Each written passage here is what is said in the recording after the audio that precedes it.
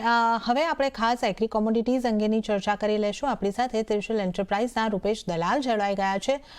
રૂપેશજી, સૌથી પહેલાં આજે આપણે જે વાત કરવી છે કે આઈએમડી દ્વારા જે ફોરકાસ્ટ કરવામાં આવ્યું છે કે ગરમી વધવાની સંભાવના અત્યારે આપણને દેખાઈ રહી છે. ભારતમાં એપ્રિલ જૂનમાં સખત ગરમીની સંભાવના આઈએમડીએ દર્શાવી છે, હીટ વેવની સંભાવના દર્શાવી છે અને સૌથી વધારે અસર જે છે એ ગુજરાત, મહારાષ્ટ્ર અને આ ઉપરાંત અન્ય રાજ્યોની અંદર પણ થતી દેખાઈ રહી છે. તો કઈ એગ્રી કોમોડિટીઝને આની આ હીટવેવની અસર દેખાઈ શકે અને આ વધતી ગરમીને કારણે કઈ એગ્રી કોમોડિટીઝ ઉપર ઇમ્પેક્ટ રહેશે?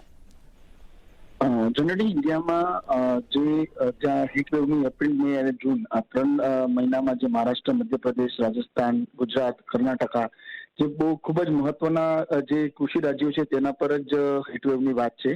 અને જનરલી 15 મે પછી જે ખરીફ પાક હોય તેની વાવણી કાર્ય શરૂ થાય છે. એટલે આ હીટવેવની અસર ડેફિનેટલી એગ્રીકલ્ચર કોમોડિટીઝ પર નહીં પડે પણ ફાર્મર્સ પર વધારે પડી શકે એમ છે. કારણ કે આ કલ્ટિવેશનનો ટાઈમ છે, સોઈંગનો ટાઈમ છે, હાર્વેસ્ટિંગનો ટાઈમ હોત અને એ સમયે જો આમાં હીટવેવ આવત તો ડેફિનેટલી એની ઇમ્પેક્ટ ઇલ્ડ પર પડત અને ઉતારા પર પડત એમાં.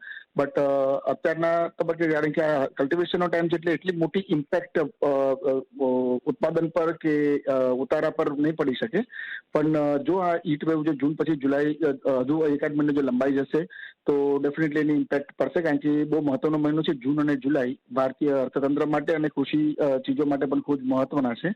એટલે અપેક્ષા રાખીએ કે જનરલી જૂન સુધીમાં આ હીટવેવ પતી જાય. અને જનરલી જ્યારે આ હીટવેવ આવતો હોય છે એપ્રિલ, મે, જૂનમાં, સમરમાં, ત્યારે મોન્સૂન કાં તો વહેલું હોય છે અને કાં તો પ્રોપર હોય છે. એટલે that is only a good news કે હીટવેવ પછી જે ચોમાસાની સિઝન શરૂ થશે તે કાં તો વહેલી થશે અને કાં તો સંતોષકારક રહેશે. ઓકે, તો આ હીટવેવની આપણે અહીં આગળથી વધુ ન લંબાય તો આપણે એગ્રી કોમોડિટી પર વધુ અસર નહીં આવી શકે. તો જૂન, જુલાઈ સુધી આ ગરમી લંબાવી ન જોઈએ એવી જ આશા રાખી રહ્યા છે. અને ત્યારે